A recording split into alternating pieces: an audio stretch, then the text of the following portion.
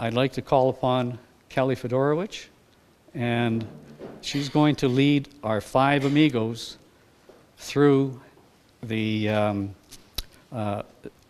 what they learned, their personal learnings from the Prostate Cancer Research Institute conference.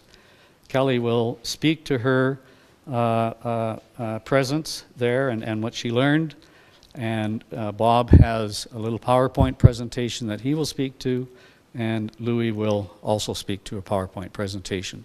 Following that, I will have about a 10-minute video that, interestingly, all 3 speakers have drawn a lot of learnings from as well. Kelly. Good evening, everyone, and welcome. Tonight is a very special evening, and we want to thank you all for coming out. On September 5th through 7th, 2014, Prostate Calgary sent 5 of our members to attend the PCRI conference in Los Angeles. We attended the conference with almost 800 other attendees. PCRI is an annual conference and one of the biggest of its kind in the world. People did not just come to hear from the lineup of world-renowned speakers, but also to collaborate with other men with prostate cancer, helping each other understand and apply the information they learned over the weekend. Wives and caregivers attended the conference too, offering support to their husbands and seeking knowledge and coping mechanisms to better navigate the myriad of emotions that surface from a prostate cancer diagnosis. This spirit of collaboration and hope presided over the ballroom of LAX Marriott that weekend. On Saturday evening, we all came together to break bread, share laughter, and celebrate life. A focusing theme at the conference was patient empowerment. In addition to the main sessions, the attendees interacted closely with experts and other patients through support groups, question and answer sessions, and educational breakfasts. This annual event embodies the belief that empowering the patient to partner with his medical professional is key to optimal care. The 2014 conference program opened with an update on active surveillance from Dr. David Krasny, a pathologist from St. John's Hospital in Santa Monica. Dr. Krasny discussed how imaging may be superior to using random needle biopsies for ongoing monitoring. Dr. Anthony Zeitman, Associate Director of Radiation Oncology at Harvard Medical School, presented the latest information about radiation therapy for intermediate and high-risk disease. The much-loved Dr. John Mulhall from Memorial Sloan Kettering discussed state-of-the-art science on preserving sexual function. Dr. Schultz gave a presentation on relapsed prostate cancer. Dr. Mark Moyad moderated all of the talks and gave a typically entertaining presentation on diet and supplements. During the Sunday breakout session, patients and experts interacted with each other on a full spectrum of prostate cancer-related topics. What's your shade? What's your shade is the catchphrase used to introduce the concept of different shades of blue as a way to navigate the various types of prostate cancer. For those of you unfamiliar with shades, PCRI has changed the technical names from low risk, intermediate risk, high risk, relapsed, and advanced disease, each into a different shade of blue: sky, teal, azure, indigo, and royal. It is their belief that prostate cancer is a broad umbrella term encompassing an immense spectrum varying from harmless to potentially life-threatening. In this vast and confusing marketplace, shades helps men distinguish between the different types of prostate cancer so they can be wise shoppers. Optimal treatment depends on correctly matching individual characteristics to the appropriate therapy. Tonight, You will hear from each of the 5 Prostate Calgary members who attended the PCRI conference in September. We will share with you our personal prostate cancer journeys, as well as some of the key takeaways from the PCRI conference. And with that, I think it's my turn to go first. So, my prostate cancer journey started in 2004 with a completely unrelated visit to our family doctor. My husband David has to have annual physicals for his professional racing license, and he had asked me to make an appointment for him with our family doctor. I remember watching a segment on prostate cancer on the morning news in the days leading up to David's doctor's appointment. Something resonated with me, and I suggested to David that he talk to Dr. Byrne about having a PSA test. David had seen the news segment too, and he reminded me he didn't need to worry about it until next year when he would turn 50. I remember thinking to myself, nope, that's not going to work. So on the day of David's appointment, I wrote a short note on a yellow piece of sticky paper, and it read, "Dr. Byrne, please test David's PSA. Thank you, Kelly." I folded the paper and I handed it to Dave. "Please give this to Dr. Byrne, sweetie," I said to David, and I kissed him and sent him on his way. David tells me that he and Dr. Byrne both chuckled about my note, and Dr. Byrne assured David there was no urgency. They would do his first PSA test next year when he turned 50. "Dr. Byrne," David replied, "you and I both know Kelly won't take next year for an answer. We might as well just do the test now so I don't have to come back next week." David tells me they chuckled again, but Dr. Byrne ordered the PSA test. On December 8th, 2004, the doctor's office called. David's PSA results were in, and Dr. Byrne needed to see him. Dr. Byrne gave David the news. His PSA was 9.2, which was concerning. He scheduled David for a biopsy.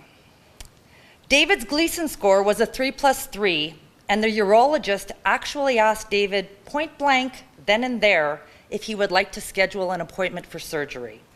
David declined, and I made another appointment with our family doctor. We consulted with Dr. Byrne, and of all the options presented to us, David felt most comfortable with brachytherapy. We were both very pleased when we discovered that he was a viable candidate. On January 14th, 2005, Dr. Hussein performed David's brachytherapy, and David would be the first to say that his recovery was a breeze. I think he actually came back to work later that day. David was very pleased with his decision. He did not experience incontinence or impotence. He went for regular PSA tests, and all was well for the next 8 years or so. But after the 8-year mark, we witnessed a gradual but progressive climb in his PSA number. And in 2013, Dr. Hussein told David that it was once again time to take action. On September 10th, 2013, David had salvage brachytherapy.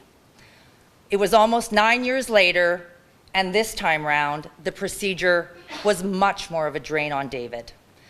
While he still did not experience incontinence or impotence, he did experience fatigue and a general feeling of malaise for several months after the procedure. He also experienced considerable bleeding. As the wife of a prostate cancer survivor, I have struggled with my roles and my duties. The first time round, I respected David's request for privacy, and I maintained a code of silence. We shared David's prostate cancer diagnosis with no one. But I discovered that silence was alienating, and it created walls that distanced us from those who loved us most. Initially, I truly believed that I was protecting our son Nicholas, but over time I questioned if parents helped or hindered our children by protecting them from all of life's difficulties. Resilience is a crucial life skill that must be developed, and the ability to learn from misfortune makes negotiating adult life much easier. David and I no longer keep medical secrets from our loved ones. I tend to wear my emotions on my sleeve. David, not so much. I wanted to be able to comfort David.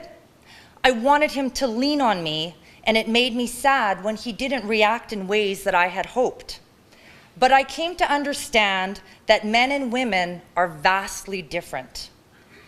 Empathy is defined as the capacity to share or recognize emotions experienced by another.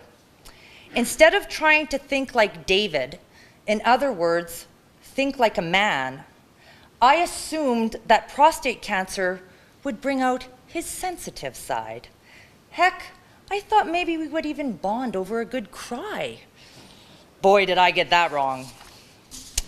Now, I try to remember that action isn't always required on my part. Sometimes it comes down to just being there, setting aside time to watch a movie together, or putting down my book when I sense that David feels like talking. It's also important to remember that kindness is contagious. While attending the PCRI conference, I was particularly interested in participating in the women-only support groups. On Saturday, September 6th, Wendy Leibowitz led the women-only support group, and on Sunday, we had two facilitators, Wendy Leibowitz and Kathy Hutchins. They are both incredible. With Wendy and Kathy at the helm, I bonded with the women in the support groups as we shared our personal experiences, offered one another emotional comfort and moral support. I mentioned earlier that David was fortunate. He did not experience incontinence or impotence from either of his brachytherapy treatments. Dr. John Mulhall spoke candidly about prostate cancer and male sexuality at the PCRI conference. But he also reminded us that loss impacts us on all levels, emotionally, psychologically, physically, and spiritually. A person's life will be forever altered by a prostate cancer diagnosis, and he has to adapt to a new normal. Dr. Mulhall went on to say that there are dozens of lies that our culture has taught us about sex, but one of the most pervasive untruths is that no one needs to be taught how to have sex. In fact, we all need to be students of anything that we care about. If you are looking for a starting point to get your sex life back on track, massage is the basis for almost all sexual activity. A quick Google search will show there is no shortage of literature dealing with the subjects of either massage therapy or erotic massage. And remember what Dr. Mulhall said, we all need to be students of anything we care about. Getting educated has never felt so good. Thank you.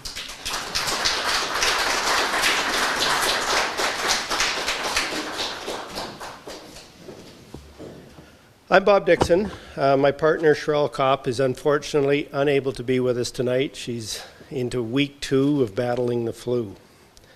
Maybe she's improving.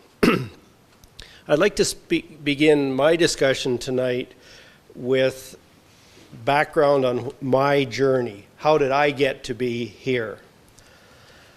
Firstly, both my father and my grandfather had prostate cancer. This is my father's father. When my grandfather, in his 80s, was diagnosed, the doctor told my father first.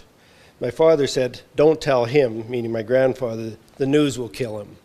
I'm not sure whether he ever got told, but he died at age 95, so who knows what killed him then. My father, though, had prostate issues in his 50s, but put off dealing with it. The diagnosis came too late. The cancer had progressed, and he died at age 67 of prostate cancer-related liver cancer, 8 years after his prostate cancer diagnosis. That news was not lost on me. I had regular checkups through my 40s and 50s. I had my first 2 biopsies in the summer of 2012. The first was a inconclusive biopsy, so I had to go back a month later for a second one. In that, then, 2 of the 12 samples were abnormal, a Gleason 3+3. I was 56 years old at the time. A repeat biopsy in the summer of 2013 had a very similar result. I'm on active surveillance. My PSA trend has been erratic to a maximum of 6.3. The latest test 2 months ago was 2.9. I have my next appointment in the summer of 2015. And to show you what that PSA trend has been, I show you this graph that runs from November of 2010 out into 2015. The results that I had prior to 2010 were way back in time and always below 1, so I haven't got them on there. But you can see that it has, my PSA rose. The 2 biopsies are shown there in time fashion, and my PSA since. The trend I like. It is not a bad thing.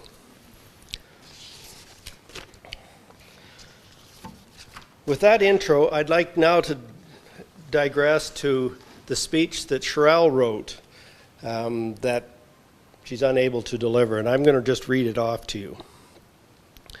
First, I'd like to thank Prostate Calgary for sponsoring me as well as my partner Bob to attend the conference in Los Angeles.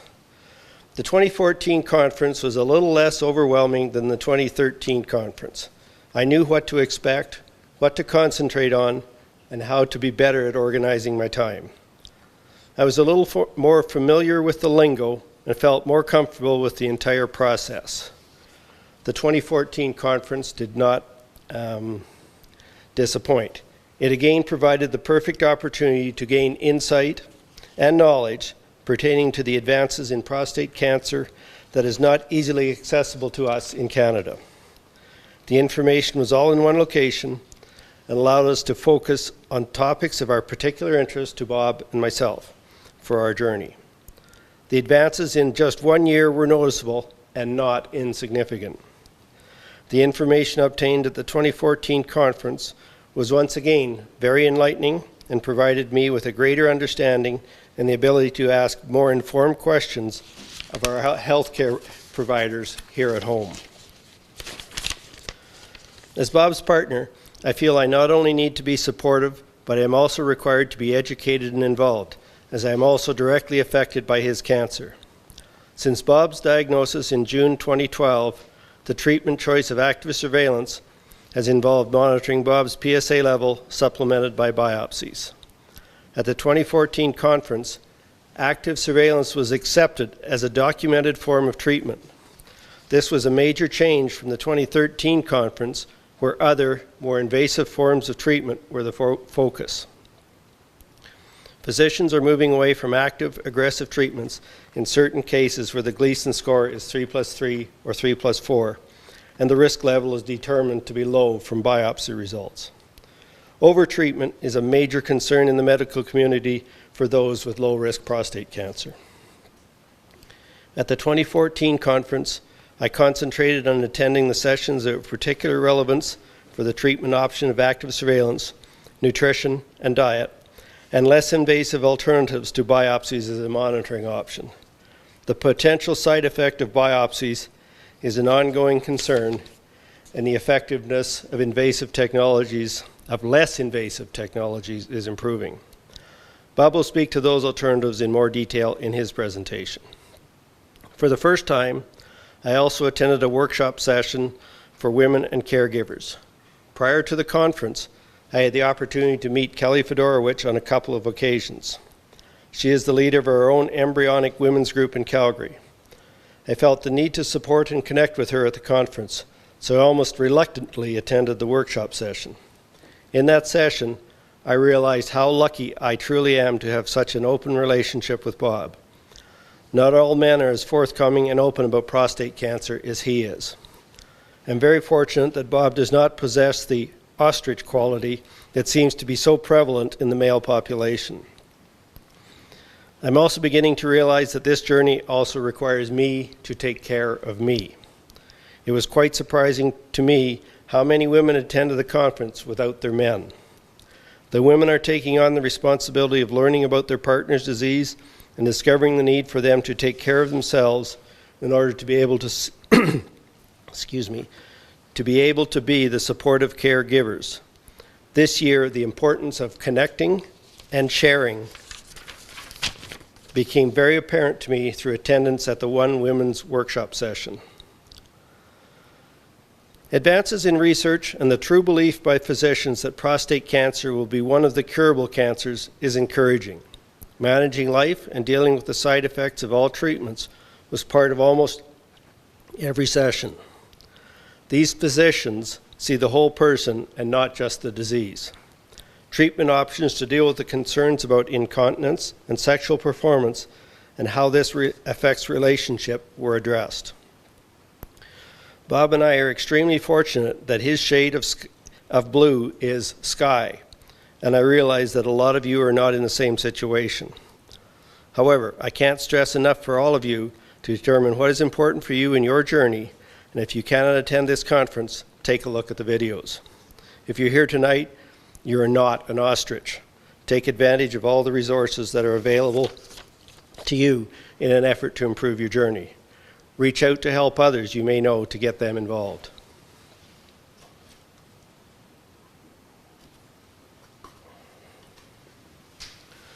Once again, the conference was not all business. There were excursions and opportunities for fun, enabling me to remember it is all part of life, and dealing with the roadblocks you encounter all depend on your own attitude and outlook. No physician or healthcare system has our answers. Those must come from Bob and me through our journey together. After the conference, since we were in LA, Bob and I decided to continue the fun part, so we went to Las Vegas. Do not underestimate play. It is a very important part of life and relationships. I will attend the conference again, and I encourage each and every one of you to get involved. That's Sherelle's part. So let's come back to my part. I want to show this slide, which I've taken from Dr. John Mulhall, and he presented it at the conference, and I've added some adaptations. It shows the progress along the prostate cancer journey from diagnosis all the way through to a terminal diagnosis. I think he missed the first part, the pre-diagnosis evaluation, what you go through before you find out you've got the dreaded cancer. PSA tests are a part of our life. They start in pre-diagnosis and they go on and they go on and they go on. And they're an important part of giving us information to understand where we're at.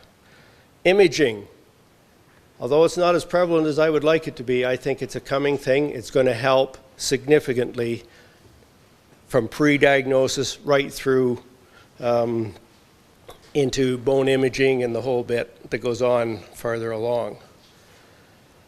Biopsies are part of that early diagnosis part. They continue post-diagnosis until you've got some treatment. The different colors, dark and light, just indicate whether it's highly repetitive or just periodic in its application. Each of us is somewhere along this journey. That box shows you where my journey has been so far.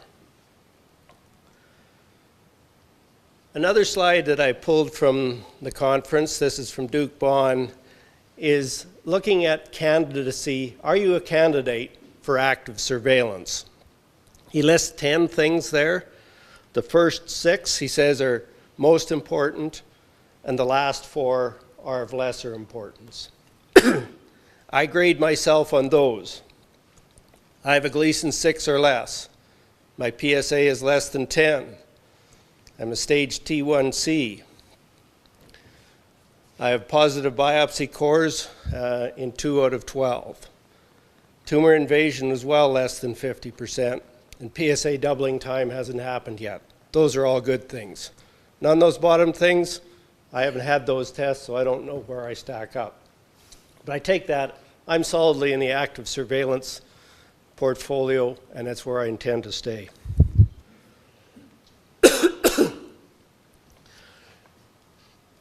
Now I want to come back and give you 3 slides about things I brought back from the conference. Firstly, there's an almost overwhelming amount of information available. You can't take it all in. Triaging was very important for me, and that was which sessions were mandatory to attend, which were optional, and what was unnecessary for me and what I needed to learn. Sherelle and I have developed a focus on active surveillance issues in line with my current cancer status. The issues related to recurrent cancer, the heavy-duty drugs, repeat radiation, etc., are of lesser importance to me now. I intend to be on active surveillance for a very long time. I also believe that if I think that, it'll help make it happen. If I don't think it, something's going to change and it won't be good. If those other issues, the deeper shades of blue, become important, I will get to them, I'll learn about them when it becomes important. And with the current rate of research and development, I see it moving so quickly. What's relevant now will have been supplanted with new learnings by the time I need to know that stuff. And some selected thoughts, or additional thoughts. For me, the workshop sessions, these are the ones on the Friday afternoon and the Sunday morning, were just as valuable as the mainstream sessions on Saturday. Unfortunately, though, those workshop sessions are not included in the video set.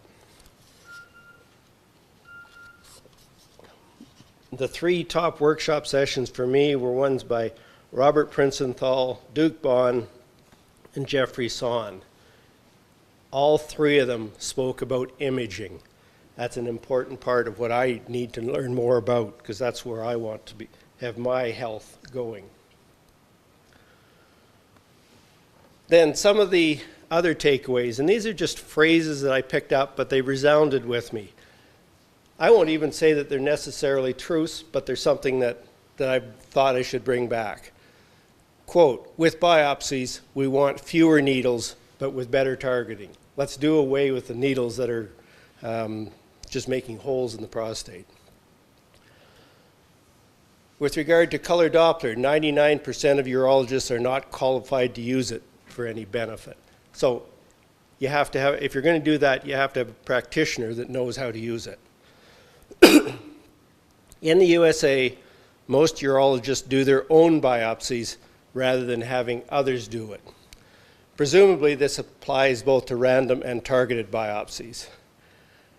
This is not the case in Alberta, but I am unclear whether it's universally true. And lastly, image-based monitoring on active surveillance helps defer intervention with no identifiable difference in outcomes. So if the outcome isn't going to be changed, isn't changing, defer the intervention and the bad things that happen with it. Continuing on, not everything is rosy though. One comment was, prostate imaging has historically failed.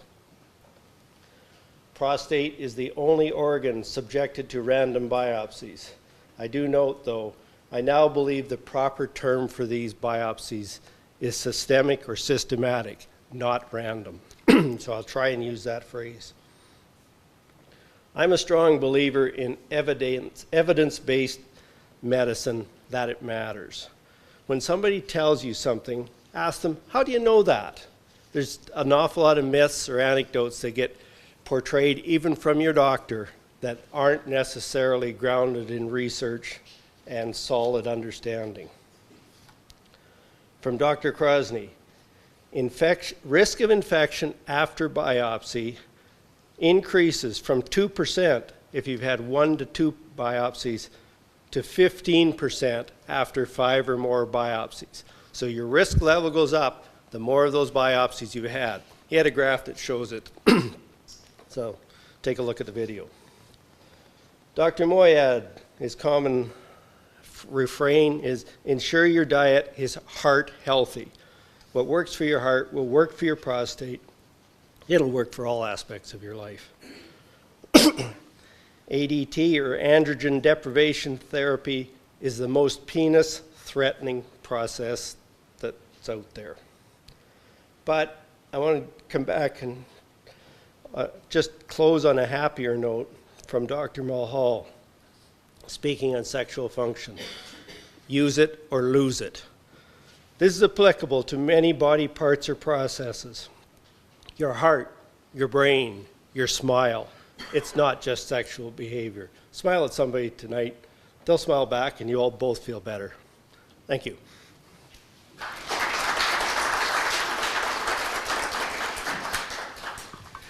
Good evening, ladies and gentlemen tonight. Welcome tonight to our meeting tonight. I am a cancer survivor. To be more specific, I got prostate cancer. Tonight, I'm trying to share with you about my journey, how I go through this one together with my wife. And then we will go through like all my data, you know, and then about how the realistic expectation about the prostate cancer. And then my wife will cover some topic about the barriers to good sexual health care and about erectile function preservation. And then I'll return with a conclusion, give a more happy faces. This is my, how should I say that? Gee, this is a pathology report or biopsy report. The PSA range from beginning is from about 4 and then going ups and down, and then down to now. Currently, I'm 0.7. My gland, that's in my prostate, is around about 32 cc, which is very common, you know. And then my Gleason score is 3 plus 4, which is 7. The stage is T1C. That means it's all the cancer cell is contained inside the prostate. It's not going out.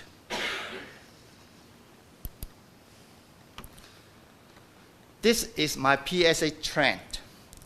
I started in 2007, and then my family doctor told me, well, you're around about 60 years old. You should keep track on your PSA so that, you know, in case anything happen, prostate, whatever, then we know ahead of time, and then we can prepare for it. And you notice, I started with around about 3, and then a couple of years going up to 5, down, up, and down. And then by the time, in the middle of the year, 2010, my doctor was talking about, well, it's about time for you to take a biopsy test. So to me, I don't know what happened. I don't know why I had to do that, you know. Okay, that's fine. Let's go for a biopsy test. And then after go through that process, and then I was given the report. I got the biopsy is around about, at that time, around about 4.5. And then my doctor was kind of serious talking to me. Louis, now you better consider what should you do next. So I asked him, what should I do? Tell me what to do. The doctor just told me, go to do your own research. I said, excuse me, where do I begin? So I come back to talk to my wife. My wife said, okay, let's dig out some books. Because during that time, I was not aware the support we could have from the PCCN, and that I was not aware there's any other thing I can do because it's everything new to me. What happened? You know, what is that? What's that number means to me? It's just a Greek to me, right? It's going up and down. But anyway, I was lucky. I and my friend, a surgeon in Toronto, I got another relative, radiologist from Australia. Sent out, you know, my starting point is to get emails. Now I got this one. What should I do? And then they always give me some reply and then give me some advice. Well, you can only either go to surgeon or go to radiation. So when I went to see, you know, my doctor, family doctor gave me a reference, a referral to see a surgeon. I bring along my report, biopsy report, with expectation the surgeon will give me some idea, just explain to me what is their meaning. All of them looks Greek to me. You know, all the medical terms here, I'm totally no idea what the hell they are. So I look at him, and then he say, well, Louis, you know what? I will pretty well, you know, like, I will give you, you know, like give you appointment to do the surgery. I say, excuse me? Do you imagine you look at a stranger, first time looking at you and telling you that I am going to remove your organ? Without even explaining what is this, you know, the report means to me. Okay, no way, Jose. So I'm coming back to my wife, and then what shall we do? Okay, we started doing our own research, and at that time I managed to make friends with a steward, and he gave me a couple of this thick of the references, 2 of them. Okay, go through it, and then you will get something. You know, at least they tell me, you know, it's all the matrix. You know, if you take this kind of treatment, and what kind of expectation you will get. I realized there will be negative effect no matter what I take. Okay, fine. What should I do? Now, and this, I went. I think the steward recommend to me, you should go to PCRI down in Los Angeles. They have a big conference there. So I did. I went down there, absorbed as much information as I could. Coming back, at least I understand better, so I can make more sensitive decision. Okay, I'll go and talking with Dr. Hussein, who happened to be a brachytherapy doctor. And we, both myself and my wife, are impressed with his bedside manner. He's very patient. He talked with me what kind of a result you may expect, whether it's long-term or short-term. And then now, before, I think I conclude on this one first before I go into my so-called expectation. You notice here, the biopsy is February 22nd. It took me 7 months before I decided to go to take the brachytherapy in October. It's around about 7 months. And now I better talk about all my expectation and what I went through. When you are told you have to take some treatment, what your concern is all your health. Did anyone have any cross in your mind that talking about your sex? But never crossed my mind, despite the fact I went to see a psychologist, Dr. John Robinson, try to get some idea what is a prostate cancer, what is the negative effect, erectional dysfunction, or the incontinence. At least from a psychologist's point of view, he told me he is not so-called a sexual doctor or what we call penis doctor. But at least explain to me what it is. Okay, your so-called erectional dysfunction, your loss of, you know, your sex drive, this kind of thing. And then tell me what is the difference between, you know, you lost so-called ejection, this kind of thing. Okay, fine. I at least get something out of it. And then also talking about, you know, the problem, you know, the prevalence problem there. And also we touch base with some kind of chronology of recovery, like how soon you expect, you know, you will get recovery, around about 6 months, whatever, and how soon you regain your manhood, and I give you some idea. And then talking strategy in the long-term effect. Okay, how, is there any prevention or treatment cure for the erectional dysfunction, for the inconsistency. So he touched base on that. And then tell us about the strategy, about the treatment, and also how to prevent it. So that was great. At least we learned something, and then I get more comfortable. And now I think I returned, asked my wife to touch base on about the barrier to the good sexual health care and the erectional functional preservation. My wife, Josephine. I really very much like to stay in the background because I'm the caregiver and support person. But I kind of wish there are more women in the audience and more men would bring their women along, because I find that to go through this disease is vitally important to have your women to behind you. And it's such a threat to manhood that for Louis, when he talked to the psychologist, at least he find out, okay, what does it mean by how to separate erection from orgasm, from whatever drive and pleasure, And so then there is also this distinction about intercourse and outer course, and that it should not be really the end to your sex drive or sex life, when you have prostate cancer. And so he also tried to get from the doctors about what's the expected time of recovery.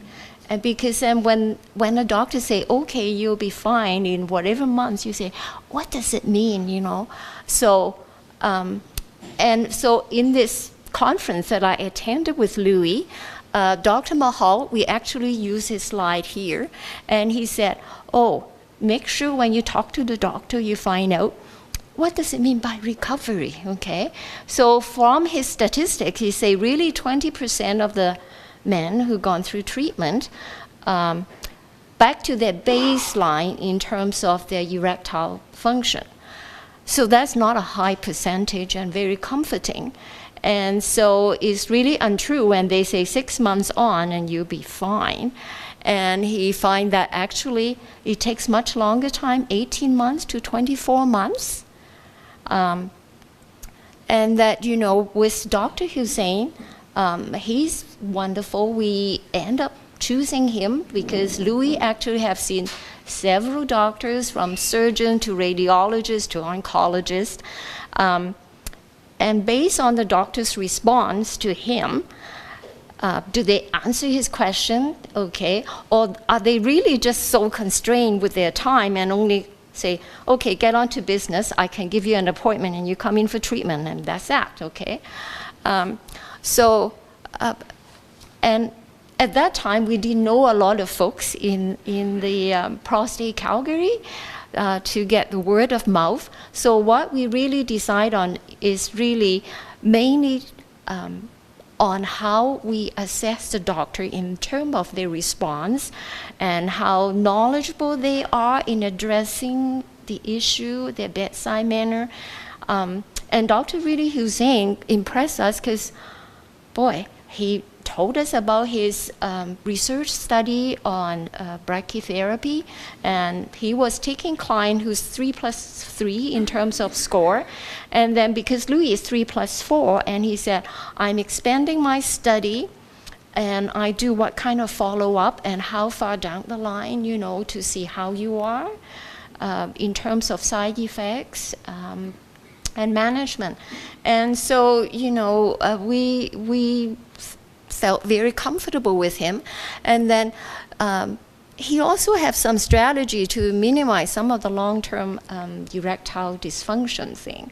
And so he has suggested to us that you should be on some of those PDE inhibitors, and those are the drugs like Viagra, Listerine, and Standra, and a number of them. And so he is saying, well, just relate to Bob what he has said. If you don't use it, you lose it.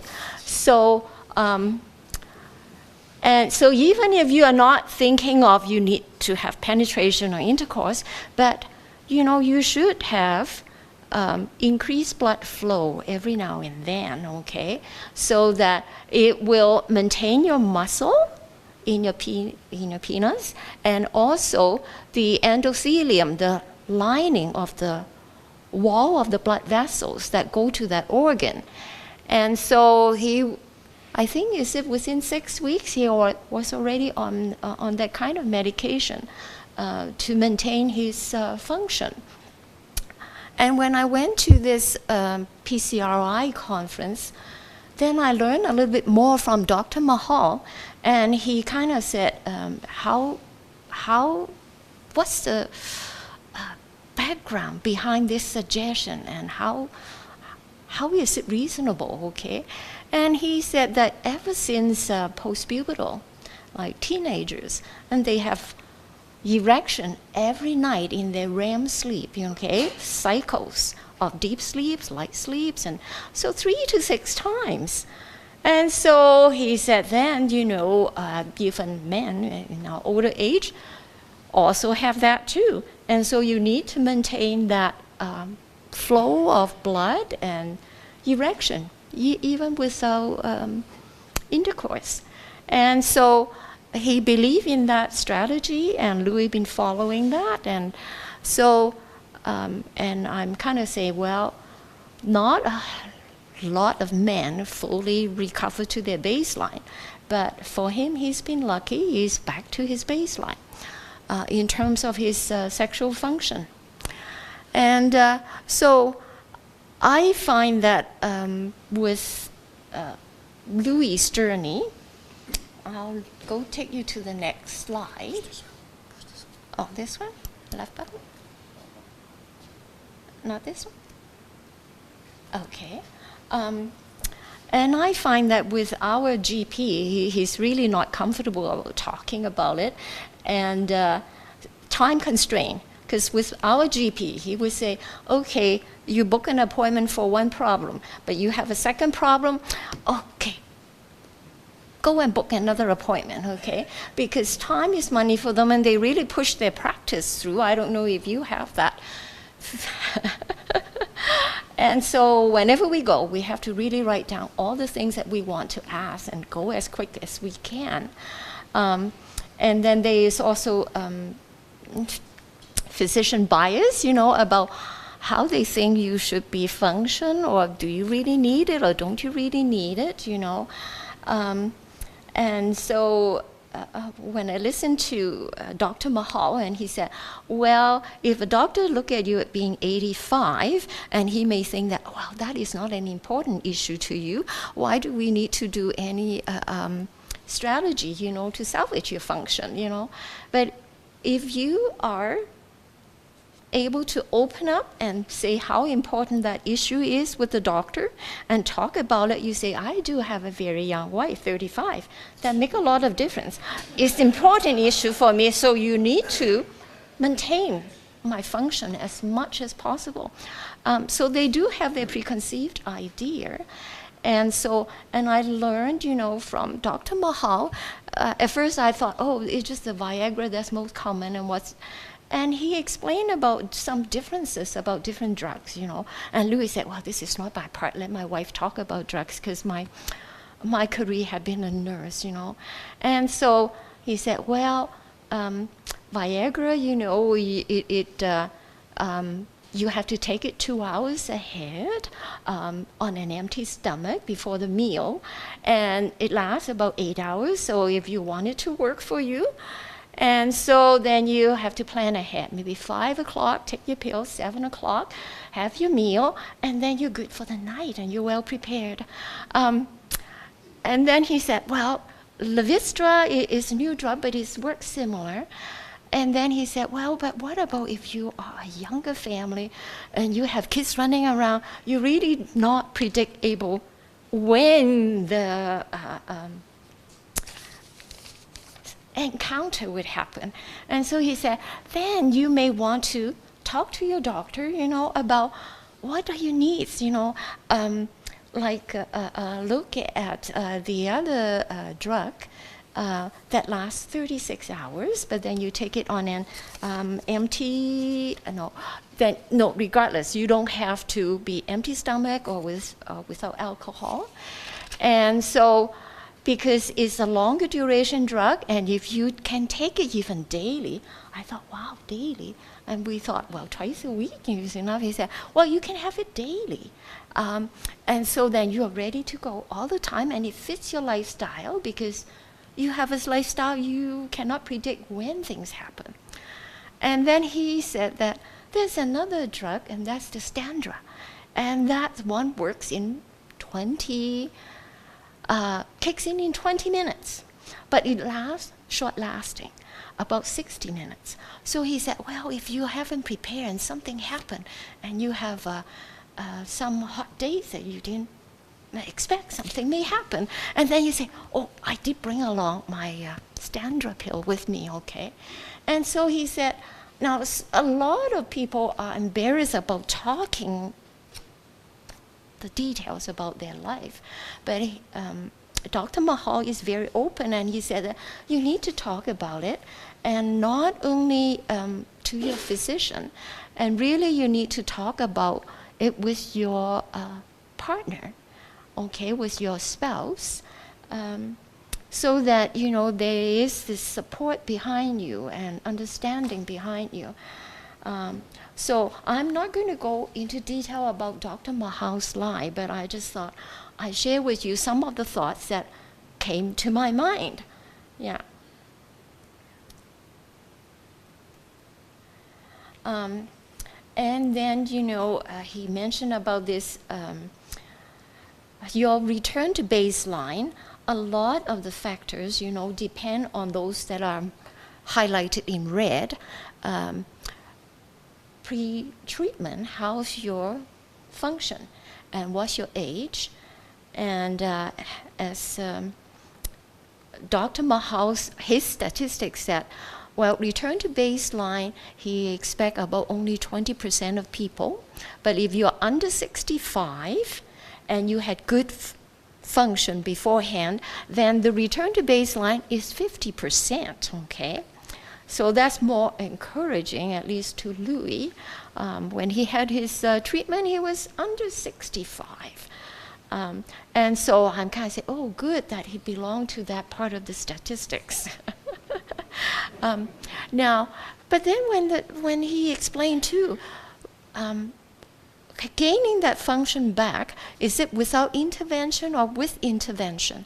So he has this low intervention from having these PED inhibitor, these Viagra drugs, different classification of drugs, to injection therapy, to implant. And so he said, with different level of intervention that suits your lifestyle and your value, then really 80% should be able to return to their sexual function and get pleasure in their life, okay?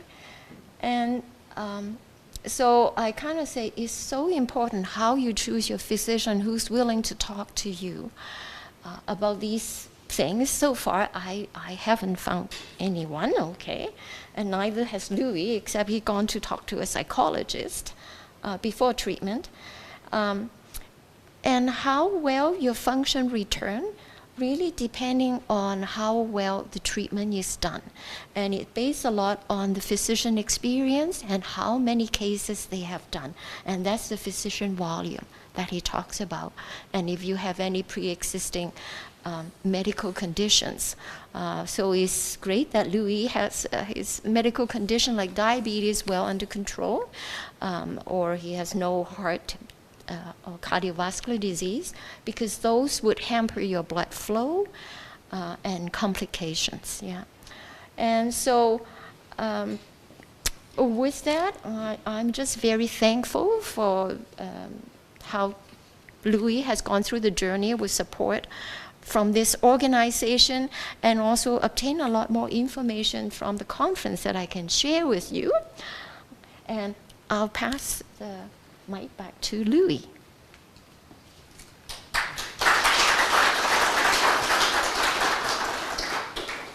Thank you, my dear. Okay, pretty well. I have to conclude, make a conclusion. What happened? Now we have touched on quite a number of topics about, and let me see, biopsies. You know, currently, as Bob was talking about, you know, if we could have a more so-called targeted imaging technology improved, then, you know, biopsy should be able to improve. Currently, because we are just kind of blinded to put it in, how many needles put it in, like Bob was talking about. If you could really can target it, then you can cut back on the number of needles. And PSA has been a long, currently we have quite a bit of argument on that. But I don't mind sharing with you the PSA. PSA is not a diagnosis tool. It's only the early indication how active, you know, your chemistry in your body. So at least give you a prior warning rather than you don't know anything about it. So I'm kind of advocate, you know, the early PSA test will be great. One more question is about, one more important thing is about, we never know whether our so-called cancer cell is aggressive or benign. That is dictate, you know, your choice in the future. What can you do?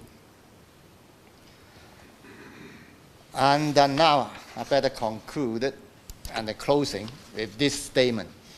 This is great. I really enjoy this one. So optimal outcomes. To achieving optimal outcomes require full informed consent before treatment, which require that the physician give realistic expectation about the success or the side effect of a treatment. You better keep your eye open before you go see the doctor and before you make up your mind what kind of treatment you take. That is my conclusion here.